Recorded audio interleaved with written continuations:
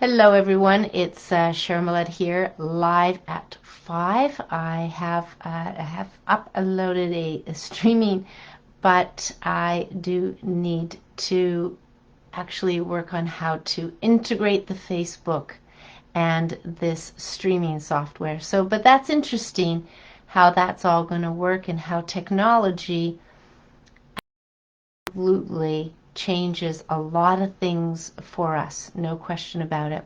So welcome to Live at 5, and if you're finding pausing and I get this error message again, what'll happen is the video will be fine when you go to watch the replay. That the live and the streaming and so forth is maybe a little different, but that's in my discovery of technology, is that my system in particular, and maybe others that fall into it as well, was we need some sort of a streaming software. And anyway, that's all set up, which is great, and I need to put in keys and stuff like that. But you know, Live at 5 is one of those things where it is about bringing information, but not too much information, and really trying to simplify things. One of the things that I've recognized in this, seeking of truth in whatever areas of our life, is that it is simpler than most people think. So the first segment is something completely different or something new, and then we'll go into some things. I got to unpack something today that I found was very interesting, and then go into a few little tidbits that actually bring in information that is helpful. And then we're going to go talk some jokes. We're going to talk about some jokes. So let's get started with something completely new. And this, as the story would go, certain things come into our awareness, and you start to think about it, you start to get curious, you start to ask questions, and there's certain things you remember. And how this began was the mere fact that I was freeze drying eggs, and I had all these eggshells. But for a few years already, I've been saving my eggshells, and I would be just with pencil, I would be just crushing them up only, and then putting them, I would blend them up until they were smaller, and then sprinkle it onto the gardens. When I went onto the garden project this past summer, I wanted to do the same, but I wanted to explore it a little deeper. Just didn't want to do things off the cuff. I wanted to research, and found out and discovered that you really did need to grind the eggshells up in order to make them decompose. That the decomposing of eggshells took a very, very, very long time. And it was discovered that when people, certain people were decomposing, they'd find complete eggshell months, years, whatever later, and that to grind it up. So what I want to show you, this is the egg. Obviously you get eggshells from eggs. So this is the color. It's the brown egg, brown chicken. Remember, this was something that I learned in Toronto at the Royal Winter Fair. White egg, white chicken.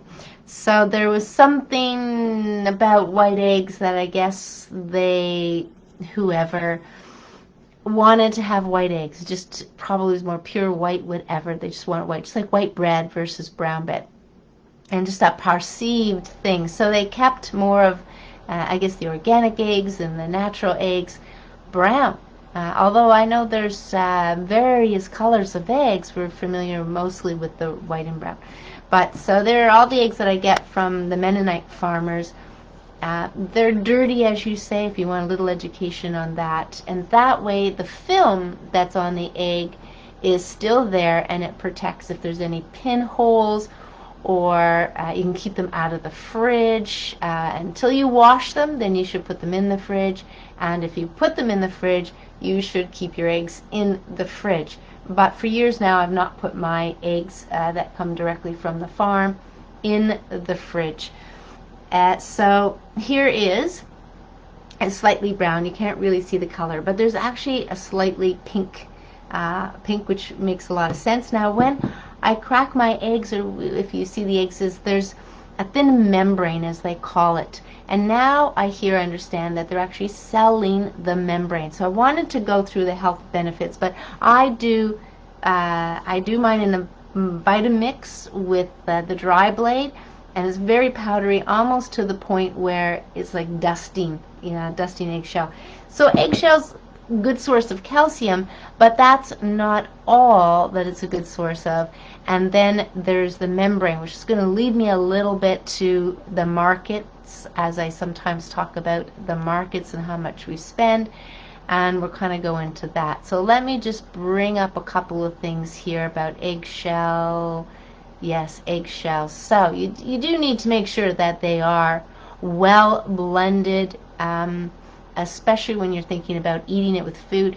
You can add it into a smoothie shake, or you can just sprinkle it on any dish you're making. Now, most of the cases, we're really talking about minerals, so you don't have to think about them in a sense of destroying the value, because this is minerals, not vitamins. So you can really take that, take that to the bank, as they say. Minerals. So to use them, it's mostly made of calcium carbonate, but not only calcium carbonate.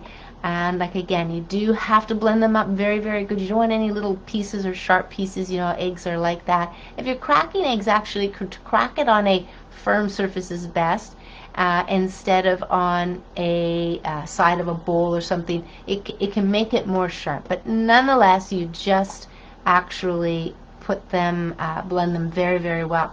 So eggshells, 40% calcium, but that's not the only thing that's in there. There's other minerals as well, and there's small amounts of protein and other things. And quite frankly, what don't they know, right? And how do these actually work together? But let me just says, so contains small amounts of other minerals, makes sense, strontium, fluoride, the natural fluoride, not the synthetic fluoride, the chemical fluoride, natural, magnesium, selenium. They talk about selenium these days as protocols for being healthy at this time more than ever, although really whatever you hear about being healthy has always been, would have always been, nothing's really changed, other than I can tell you that due to stress, due to an unhealthy lifestyle, you may need a bit more.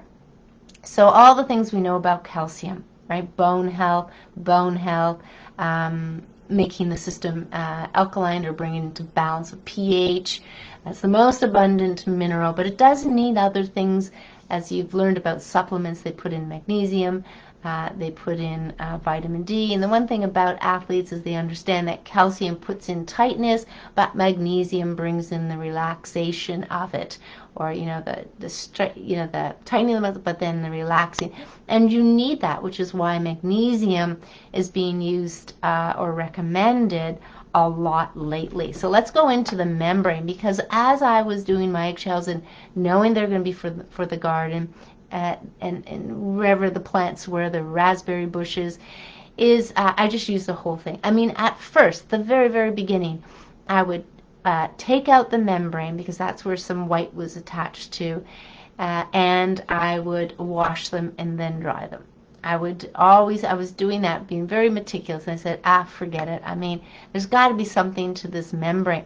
So I kept leaving it in, and now that I've been doing freeze drying, like I said, I will do a whole dehydrator of eggshells, and here's some of the things that are in it, and it makes a lot of sense. So this is the membrane.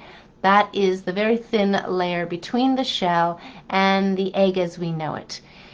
So here, natural eggshell membrane is a branded form of eggshell membrane. So I guess, people are producing this, or they're selling it as supplements.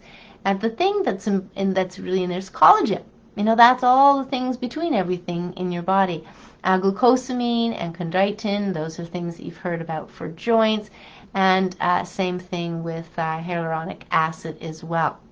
And these are things that are, again, that they can identify with, but what else is in there? But there's a lot of strength in that membrane. Never mind just the eggshell, but in the membrane to keep, well, what is this? What is an egg? It's like a seed that grows into a plant. It's an egg is the, perhaps if fertilized, the baby chick, that kind of thing. There's everything that needs like any shell around certain seeds, to keep it intact and safe until it is ready to, formed and ready to come out into the world, whether that's a treat or a little baby chick. So it's very important to understand what we have before us. If you're consuming eggs, then you can keep your eggshells and you can make your own calcium. So now I have jars of it, but I will be spreading it, put it in our foods, yes, but I also be spreading it still in the gardens to mineralize the soil. And so that's a lot of fun. So I did want to come in and I did want to talk about it. Now, one of the things I'm going to say is about the markets is collagen. So collagen has really been hitting the market. Obviously, there's different qualities. And I've been consuming it in, you can get chicken feet and certain like that. There's a lot of collagen there. Again, it's that congealy stuff that when you do cook a whole chicken or turkey and you think it's completely liquid, but you put it in the fridge and it's like jelly, that is a rich source of collagen. So when you warm it up slightly, it is liquid seam soup, but it's not fat. Fat will rise to the top, but the jelliness within the liquid, that's what you're looking for any good broth, is especially poultry broth, that it has that jelly consistency to it and not just liquid. Then there's been things done to it, or they've just taken the liquid, somehow they've separated. So you can buy the collagen over here and you buy the soup broth over here and so forth. If you get my drift, by pulling things apart, you can actually have different products and they can be sold much more. They make more money by doing that than if you were just to go and get the whole product from somewhere. So just to give you an idea of the market, what they see coming with collagen is $4.6 billion with just collagen alone. And just to put it into perspective, how many here loves cheese? Like, how many here loves cheese? The commercial wasn't far off when if you wanted to get rid of your children, you just stop buying cheese. But if you keep buying cheese, your children will stay there forever. But the cheese markets is actually, what they're estimating for 2025 is close to $106 billion. So cheese. So that just gives you a little perspective on the markets. But I did want to talk about one more thing that came my way. And again, one of the things, myself, education is in holistic nutrition, but I have to say choosing holistic nutrition was just a natural choice for the limitations on the food guide, just the limitations that were there. And there's much more to what nature has to offer. So it just seemed like a natural thing to do. And, you learn what you learn in school, but there's so much to learn. So that's egg and eggshell, but I want to go into this one market here that came into my awareness. And they're called hydrocolloids, okay? Fancy name. You always have this fancy name for botanicals and things like that, be it Latin. We don't take Latin, but you have everything kind of categorized in Latin. But this is a word, hydro, which would think water, and colloids, well, you think something stuck together, colloiding, collating, and oids, just something you would use in speaking molecules. So 12.6 billion by 2025. And what are they? What are they? And I have to say that when we're thinking of this one word, think of convenience and processed. Convenience and processed.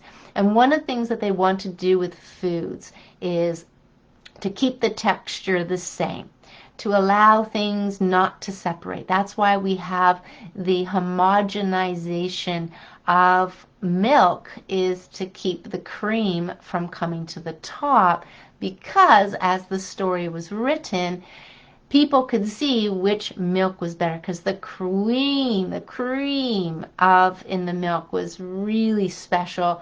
It could make your butter. It could make, it's just like the prize of the milk. The rest is water, and of course you have all the reasons to drink it, and kids would, but the cream was. So if you could see some farmer with a little bit more cream than the next farmer, that's the person you're going to buy from. So they came up with a method to homogenize the milk so nobody could tell which milk, which farmer, which company had cream. All right, so they kind of even off the playing field.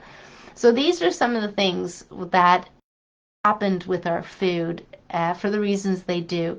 And these hydrocolloids, they can be synthetic, they can be from algae, they can be from animal, they can be from plant, but it's you've heard of agar gum, you know, then it's to put it in ice cream, because if you make homemade ice cream, you know it's watery, and so you're trying to bind things, you're trying to keep things together.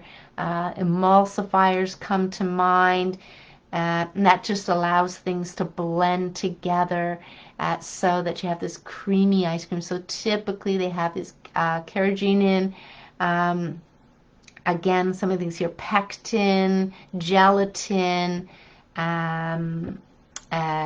it's probably from algae for sure, and xanthanin gum. You know, so these are the things that are putting into candies, to ice creams, to desserts, to all kinds of a gelling agent, marshmallows.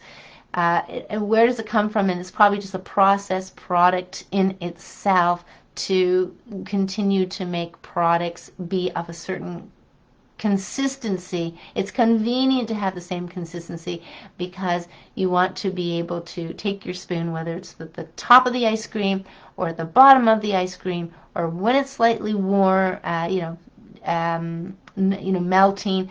You want to be able to keep the same consistency. Everybody will agree, but that's not natural. So much of this field here is it's all about, and this whole molecule hydrocolloids is all about convenience. So if I can, if I can say and have any wish or desire for people is to move away from the convenience food and buy whole foods and start to prepare simple, easy, healthy fast foods.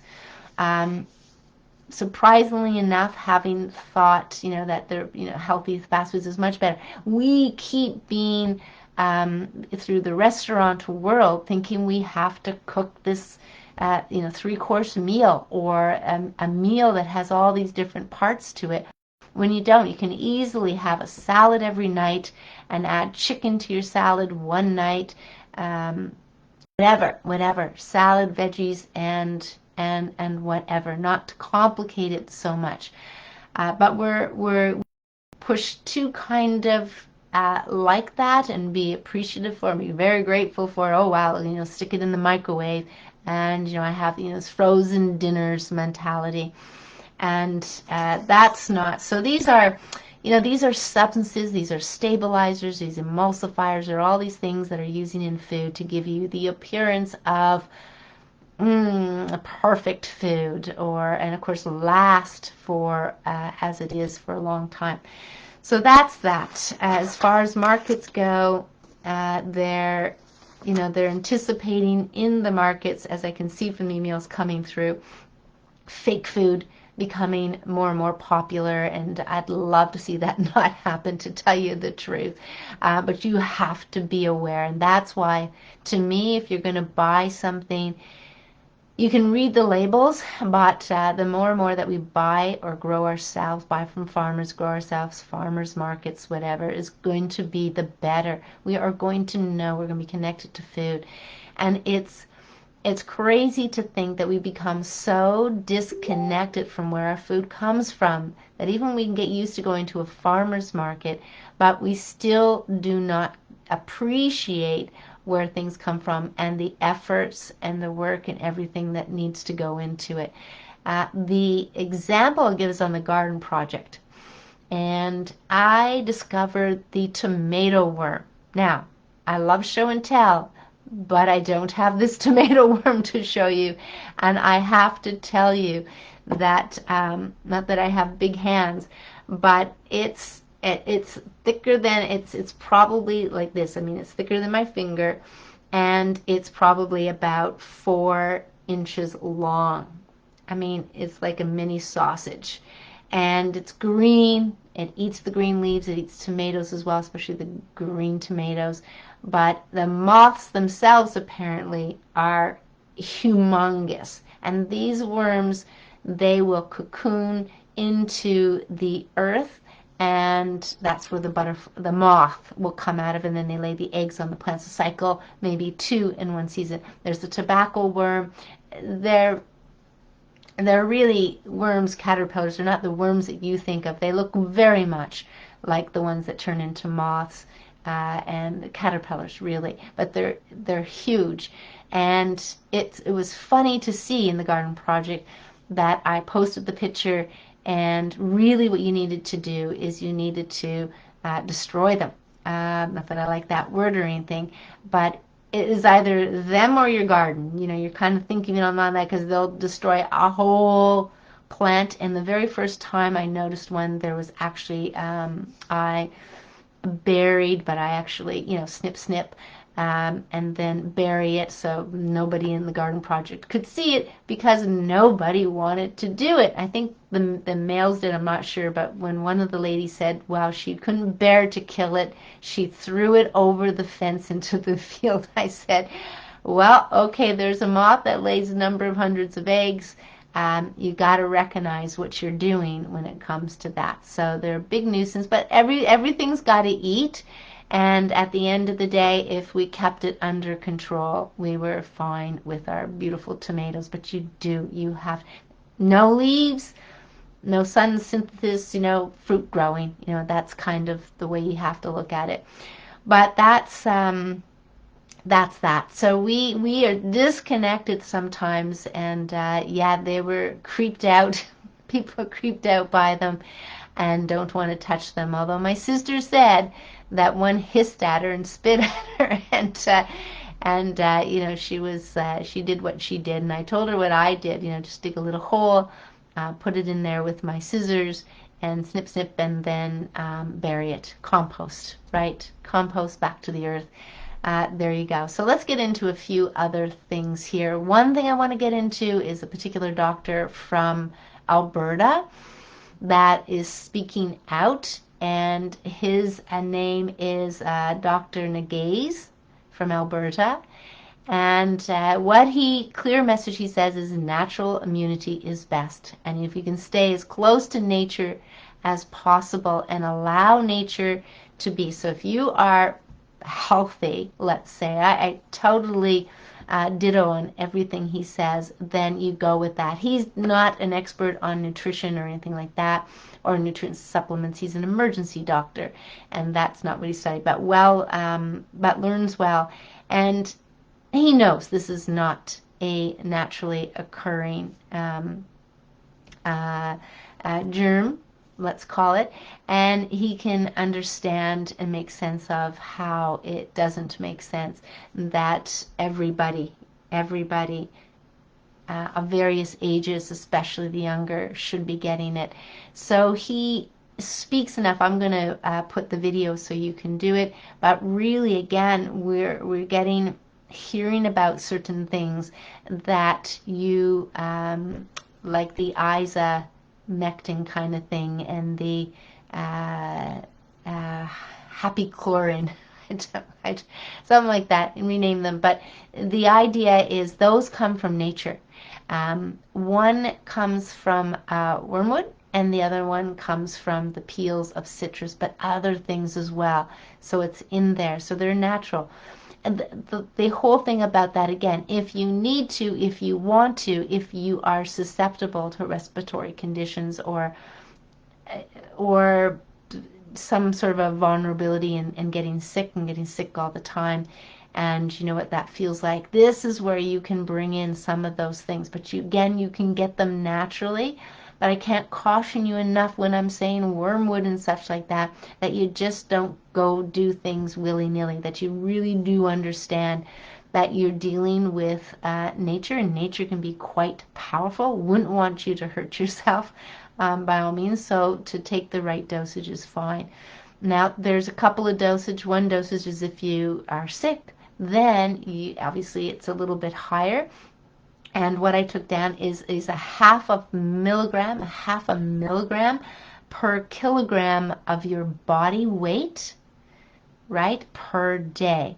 Now the other one, where you use it in a preventative way or prophylactic way as they call it, is where you are doing 0.2 milligrams, right? 0.2, not 0.5 milligrams per kilo, but per week, right? Or you take your homemade stuff at a couple of tablespoons or something like that.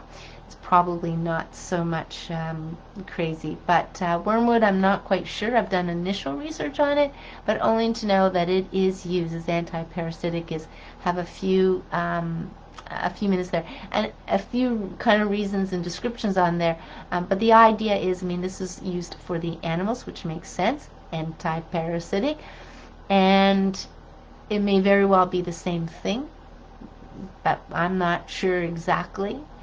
And it is something that when we think of our body vulnerable, when we're sick, we're more likely out of imbalance, or different things, or microbes I call them, are out of whack or present. It's kind of go hand in hand, right? Hand in hand with things that are going on.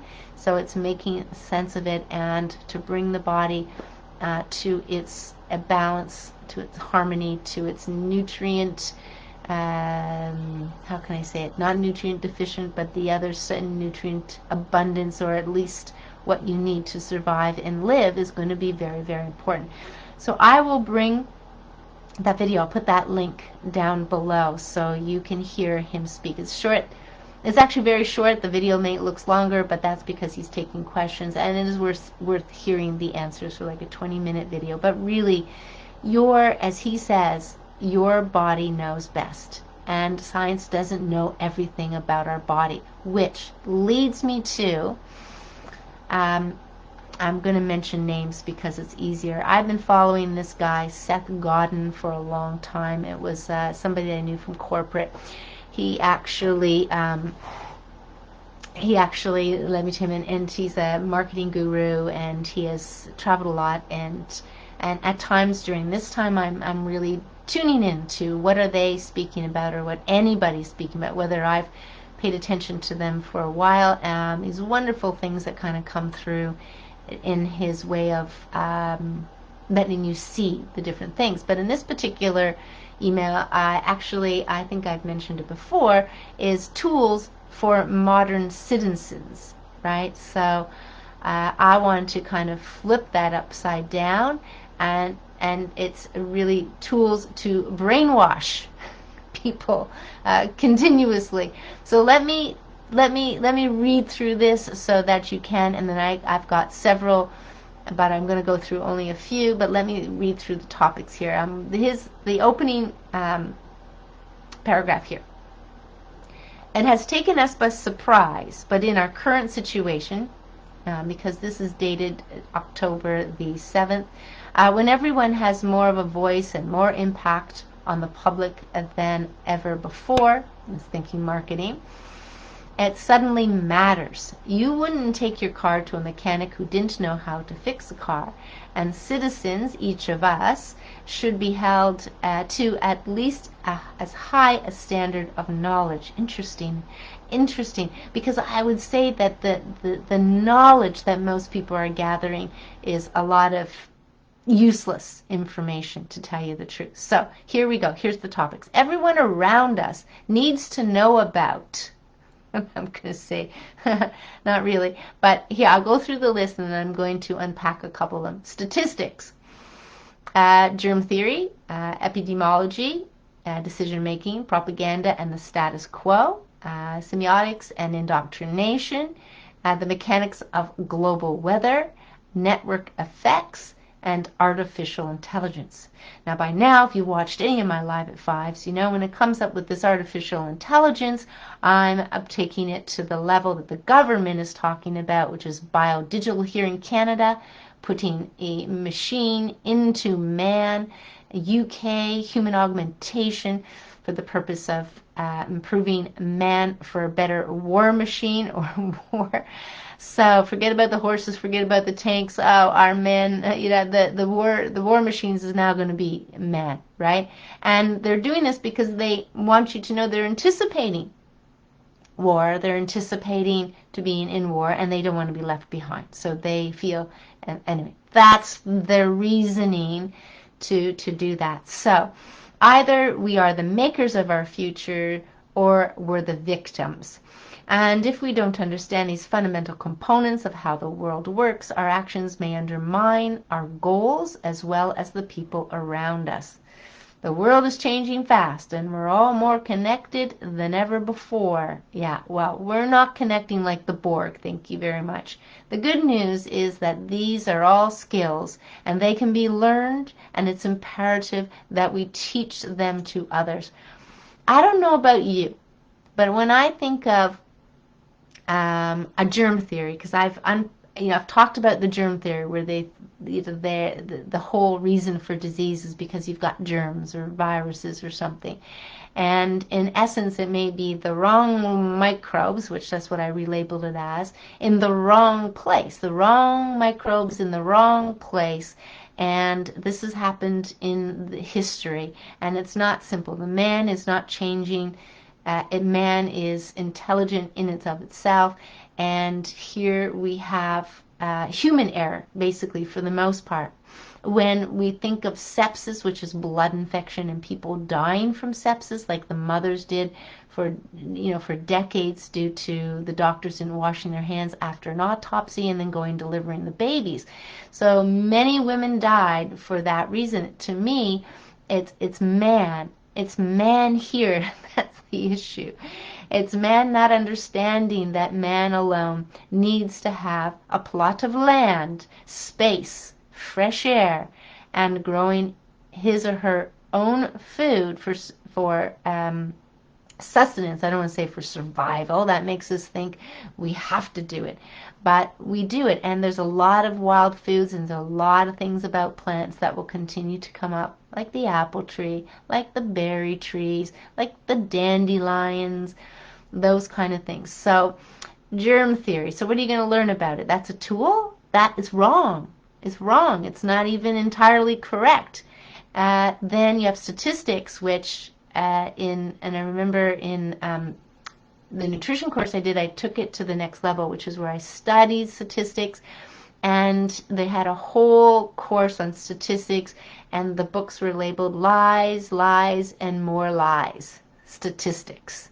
So you can manipulate things tremendously to be there for what you want it to be. And this gets to propaganda. I'm going to put up this links so that you can see them. Email may be a little tricky, but I'll put up the links. And propaganda, it's getting somebody to believe something you want them to believe. And this article goes through, let me see if I can bring it up quickly, understanding propaganda. So I went through some of these links because I really wanted to understand a little bit more about, in here, humanity's the rise, Donald Trump, or understanding propaganda. So just a little bit here. Again, belief, what is belief? Belief doesn't mean you know it's true. And what beliefs have we had, and what beliefs do they keep wanting us to change or adding on to? So we're working with beliefs. So first document use of the word propaganda was in 1622, but as it mentions earlier in the article, that they believe propaganda has been around since the dawn of man. But when this Pope did, he wanted to increase his church membership by strengthening the belief, and so whether for the betterment of the congregation or the institution, Pope Gregory the 15th sought to directly influence theological belief. again, is belief. The relevance of this event lies in the fact that the focus of the modern propaganda, as we speak of it, is a manipulation of belief. So it's somehow creating something that fits into the beliefs that have been seeded into us, and that this is the whole being afraid of a virus and stuff like that, and how actually does it mean. So manipulation. Marketing manipulation. Beliefs, those things known or believed to be true. And they're not really known. Beliefs are not really known. Known from the standpoint that you could say, I believe most people are afraid of snakes and spiders. That's a known belief. But believed to be true were realized even in the 17th century to be important foundations for both attitudes and behavior. And that's why we're in the place we are in today, because of the beliefs people have, the fear of viruses. We create a cold. That's why if you don't wear a coat and you go outside, kid, you say, put your coat on, you're going to catch a cold. It's you. We have to look at you and me for when disease or conditions, colds or flus or fevers come about. Sure, we could have food poisoning. Everything's not concrete here. So yeah, behavior, and therefore the essential target of modification. And that's where I see AI coming in, where they're seeding the minds that, and even in the book Sapiens it said, well, you don't want your kid to be left out. If we're doing this brain upgrade so that we can just download information so your kid can just access it, well, you don't want your kid to be left out. So please, when that comes, when we're talking about artificial intelligence, jump on that bandwagon, and it's a really good thing. And anyway, he's puts all kinds of sugar coating on it to make everybody think that awesome, let's do it. Really, the ethical stuff, but is there. I get it. Legal stuff, ethical stuff. But what people don't understand is we are beautiful and we are intelligent more than all the supercomputers in the world. Okay, sure, we have to work on it, some more than others, some less than others, but the idea is that we've been dumbed down. And I was talking to somebody today on my little foraging trip to get some more turkey tail or see what mushrooms were in the ravine. But the idea is, think of all the stuff that's coming down right now with being legalized, and with the posters even of going on a shroom trip. I think it was called mushroom travel or something. It was an actual poster in a convenience store.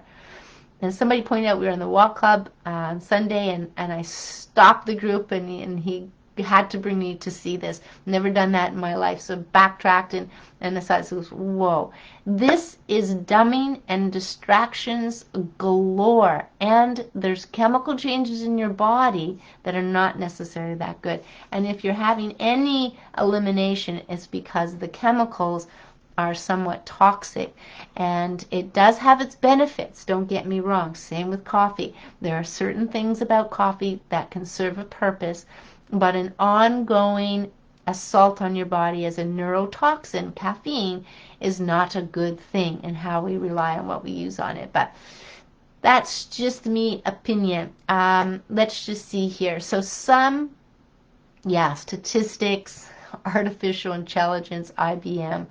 Oh, what is artificial intelligence? I always have to have fun with this one. So, a number of definitions. Isn't that interesting? They can't even be all on the same page. Have surfaced over the last few decades. John McCarthy offers the following definition in 2004 paper. It says, it is the science and engineering of making intelligent machines, especially intelligent computer programs. It is related to the similar task of using computers to understand human intelligence. But AI does not have to confine itself to methods that are biologically observable.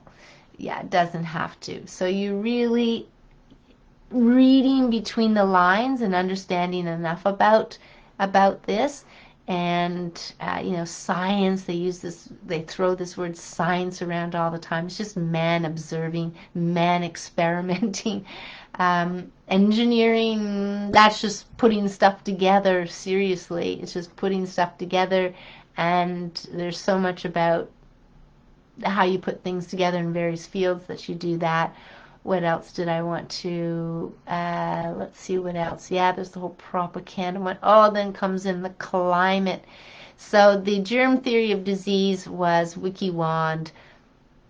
Doesn't say anything crazier than anything you can think of. The germ theory is about being the cause of disease. And then there is, so some of them, where's the climate one? Yeah. Of course, it's got WHO on it, and United Nations, whatever, and Sixth Assessment Report, August 9th, 2021. And this is a headline statement from the summary for policymakers. And in and of itself, did you know we had policymakers? People that look at whatever information is given to them and make. So the current state of the climate. It is without a doubt that human influence has warmed the atmosphere, ocean and land. Widespread and rapid changes in the atmosphere, ocean, cryosphere, and biosphere have occurred. Now this is interesting. The scale of recent changes across the climate system as a whole and the present state of many aspects of the climate system are unprecedented over many centuries to many thousands of years. They make it sound really good. Now, they don't say much in here because I don't know how far back they've been keeping numbers and values and all of that. Probably not thousands of years, to tell you the truth. Human-induced climate change. Okay, so then if you don't feel guilty now, you should feel guilty that it's human-induced climate change. Let's talk about the certain people using capitalism and control as being the reason why, is already affecting many weather and climate extremes in every region across the globe. Evidence of observed changes in extremes such as heat waves, I've known to be heat waves, whatever, heavy precipitation, and I think there's a machine called HARP or something like that can make things happen. Droughts and tropical cyclones. Well, we know the droughts and certain things with agriculture, they've done it all wrong. You strip all the trees from the land, what do you expect? You've changed things. So plant a tree and plant lots of trees. Evidence, let's see what's here, and in particular their attribution to human influence has strengthened since the fifth assessment report. It'd be nice to know how it has strengthened, but they make it sound really convincing that, oh man, we have done a number on the planet. I'm not saying there aren't things that can improve, but if you've noticed, with just even certain stop of all the traffic, during times where we stayed at home, you could see things come very quickly. And there's an expert in science, she's from Ireland, and I know I have a couple of her books, and I just want to see if I can pull out one right here and right now. Yeah, The Simple Life. Deanna Beresford Kruger. So she's from Ireland with a number of different degrees. And what she said when I attended her lecture was, if everybody planted a tree, one tree, for the next 5 years, every year, one tree every year for the next 5 years, everything would be good. Everything would be good. So the mere fact that they're kind of pushing the idea that everything's in a crap thing, and maybe they're okay with the things that they create to create that problem, so that's why we are there. They actually create the problem in the first place. So in essence, what I understood is, yeah, we haven't had that much warming. And that's where some of the scientists were shut up, stifled or whatever, because they're saying this is not much of a change. And certainly the planet's gone in cycles before, cycles of different things. So people who don't know enough about this jargon, don't know enough about reading or having the facts ourselves and knowing that the facts are what they are, then then how are you supposed to know? But the mere fact is they were able to put a bunch of tax on us, weren't they? Yeah, isn't that great? Yep, we can, there's some problem, and you're the problem, people. So we're just going to put a slap of tax on. And that's, that can be the crux of it, where you kind of get it all from all angles. But that's enough about climate. The idea is that Seth Godin brought in several subjects. The epidemiology one, which is genetically kind of scenario, that can kind of, let me just read that for a second, because I do like that, and I would like you to understand. I think it comes under, let's see if I've got it here very quickly. Here it is here, CDC. So red flag already, CDC. But the idea is he brought in things. So what is epidemiology? Epidemiology is the study of distribution and determinants of health-related states among specified populations, and the application of that study to the control of health problems. So think of it this way. You've been told you have genetics, and they decided that they were going to try to do this, remember this genome project? And in doing this genome project, they were actually saying they could figure out things. And what they specifically were looking for were these protein sequences. And in that they estimate they would find 100,000. Now, this was a big thing in you knowing they were going to be doing it, and for the reasons they were doing it, and what they expected to find, and how that would help. But what they failed not to tell you is it was completed, it was over, and it was under budget, and they finished it ahead of schedule, and what they discovered is from a protein sequence standpoint, we were closer to the fruit fly and other such, insects and like that. I think it turned out to be, don't quote me on it, like 35,000, 30,000, something like that, versus 100,000 different protein sequences. So in essence, when we're thinking about this, let me see if there's actually a date on here. No, but there's a bit of information. It says CDC 2014, but it's been, epigenetics is kind of there. But what I got out of listening to the geneticists is that, that wasn't very helpful at all, but now they feel that epigenetics or epidemiology is a way to say that the body, there's certain determinants, certain switches off and on, will make will make you either autistic or not. So they did twins, and one twin was autistic and one twin wasn't, and they're trying to figure out. They have the same genes because they're identical twins, but there were differences, clearly, and they feel that there was a switch. Now again, theory, and they could have seen differences, but that doesn't make it so. That doesn't make it so. It could very well be lifestyle. As we know, toxins and chemicals will trip up any mind, will trip up any system the way that they do. So that's that. I want to bring that up because there's going to be big words being used for what, and if we can understand it a little bit more, then it's got to be helpful. It doesn't mean I'm giving you everything. I'm not. I mean, you'd have to read the article, and do you want to really do that? I don't know. But it's just they're looking at how they can change. They can go in and they can do something so that you are cured. That's kind of what they're trying to do. And of course they've come up with these ideas that, well, if you have this marker means this, and you have this marker means that. Is that true? I have no idea. Because you remember, they're making it up based on what? That they imagine to be so. It doesn't mean it's so. It just is they're imagining it to be so. It may have a little, might work out that that's the way it is, this way or that way. So that's really what I wanted to speak about today. Always a fun way, but yeah, so can you imagine tools for the modern citizen? Why don't we just become man and who we are, really? Just man. Just man. So, sew buttons. I'll tell you what my new little project is.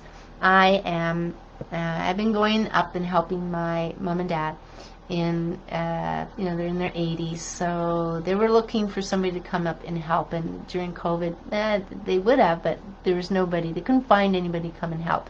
So I said, I'll do it. It'll be great. Spend time. It's an hour away. It's one day every other week, and I get to bring them raw milk and eggs from the farm at the same time, and I get to make dinner and have dinner with them. So it's really good.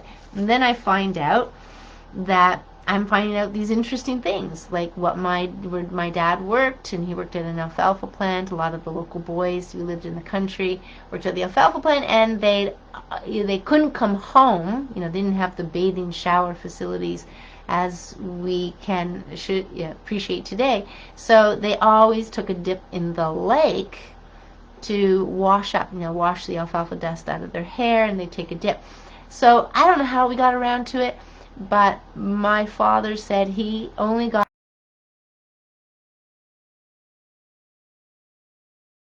when he was 12.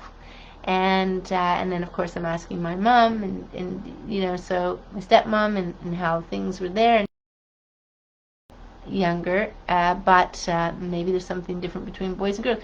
But the topics are very interesting, and I'm just going to keep running with it and talk to learn and to better understand how things were for at least some families, right? I remember at my grandparents' house with the outhouse, we had no running water. They had the well pump, like they did it at the sink, and they'd fill up wash tubs, and they'd fill up, I remember these kind of pots, these white, just white with kind of like a red or blue rim around it, or they were blue, and they would boil the water and then do the laundry. All the laundry was dried outside. There was no dryer, and it was the key to this. But at night, if us kids stayed there, we would line up and go to the outhouse, go to the bathroom before we go to bed. Now I might have been 5 or 6 when they put in all the running water, all the plumbing, and created a nice spacious bathroom. But it's interesting. I mean, most people, even for the longest time, even today, a lot of the cottages the number of cottages have, that's how they're only seasonal, so they have outhouses. And they go for a swim in the lake. That's how they wash up, get cooled off. But here's the one thing, fresh air. So my daughter and I ordered a couple wool sweaters from Ireland, and we got the instructions. And in the instructions, it talks about how air out or clean your sweater as much as possible with fresh air. So less washing, the better. No dryer, which it's the reason why we've got the sweaters, because she put her sweater in the dryer, and it's like, I'm going to say 10 sizes smaller. Oh man, it was so funny. And I'm sure we've all had an experience of something shrinking. But fresh air. So fresh air, if you're out in fresh air, it will clean you up. You go in a pond, lake, but if you don't, fresh air will clean you up. Nice and pretty, smelling nice. So let's go into some wonderful jokes, puns. And again, I can't see I have to scroll down and see if there's any comments here. Don't see any comments. Okay, so let's read some of these. It's called Animal Antics. So, Al, I've got a smarter cat than you have. Pal, how do you know? Al, it eats cheese and then waits at the mouse hole with bated breath. I like that one. Question. How can you find a rabbit that is lost in the woods? Answer. Make a noise like a carrot. Question. What should you do if you wake up in the middle of the night and hear a mouse squeaking? Oil it. Here's a boy mosquito. What are you making such a fuss about? And the girl mosquito says, yippee, I just passed the screen test. No, Lordy. Let's see. Let's do this one. Yes. Okay, so Ron says, why does a monkey scratch himself? And Dawn says, I don't know. Why? Ron, because he's the only one who knows where it itches. Okay, some of these are silly, but anyway, we're going to go through it. There's all kinds of different subjects there, but just remember, you can keep your eggshells. Hopefully they are, and you can see that this has got something on it. They can be washed off easily enough before you go to crack it. But even then, most of the time I don't. And then just leave it dry on your counter. Collect them because you'll find it very difficult taking 1 or 2 or 3 or 4 or even several eggshells and putting them in a blender and being able to blend it. You're going to need, I'm going to say, a couple of dozen, and what you do is just keep them in a jar and just break them down enough that they are some sort of a crushing of it before you put it in the blender. But that's that, and that's homemade calcium, and then some with the collagen, the chondroitin, all of that stuff in there, because it's the membrane and the shell. So when you use your egg, leave the membrane in there. You can still wash it if it makes you more comfortable. I don't, but there's some dried egg white in there. And then I dehydrate them only because they have the dehydrator. And when I do the freeze dryer, I'm doing 6 dozen eggs, so it's easy. But for years, all I did was put them out on a paper towel facing up so they could dry well enough, and it only took a day or 2, but you can feel it be very soft, very dry. You can just touch inside and just make sure you get as much of the egg out as possible, and you'll see it'll dry nicely. So buttons. Take care, everyone. We're going to wrap up for Live at 5 for this week, and at the end of the day, you're on a journey. Things are coming to you for the reasons they're coming at to you, for you, at you, and that's why it is important to pay attention, to be aware, and not even just aware of what's kind of going on, but aware of your feelings, aware of your emotions, and that will tune in to the inner, the subconscious, all of those things that can lead you to the things that you need to shed, release, let go, all of those things. So it's important. So more and more people are understanding as they get older. You can't sweat the small stuff, as they say. Laughter is great medicine. You have to have some fun, to bring some balance into it. Can't take everything personally. So other people have their issues, and sometimes, this or that. So all these wise phrases, I guess you would say, that kind of hold some gems in there for us. And that's probably the better tools than what Seth Godin is talking about, to tell you the truth. Really, who is man? Who's man? Who are we? And what powers do we truly have? And what have we suppressed or forgotten about or left out because we've been told we don't have it, or somebody else has it more than us? And this is probably, if people are saying the awakening, this is probably all part of that, where you are awakening to the corruption, you are awakening to what is not needed in this world anymore, the changes, all those kind of things. So hearing a lot of good things. This seems like it's going to be an interesting month, an interesting couple of months. We'll see what happens, but keep focusing on what you do want, and what brings you joy, what brings you happiness. Bring that balance and harmony in as much as you can. And if you need me, I'm here. I'm here. And for November, I've picked the dates already for the Awakening You presentation. And this time I have a couple in midweek, but I'll post that down below. I think I've updated the web page. But anyway, got to do some... just put the link out there and let people know when the dates are. So I will do that as well. Other than that, you're in good hands if you can think use some logic, critical thinking, learn to discern, use your gut feeling, and just do unto others what you want to do unto yourself. You know, all these wonderful phrases. So take care. Have a beautiful week. Enjoy your week the best you can. Do the best you can. And we will see you next week live at 5 Monday. So take care, everyone. Bye for now.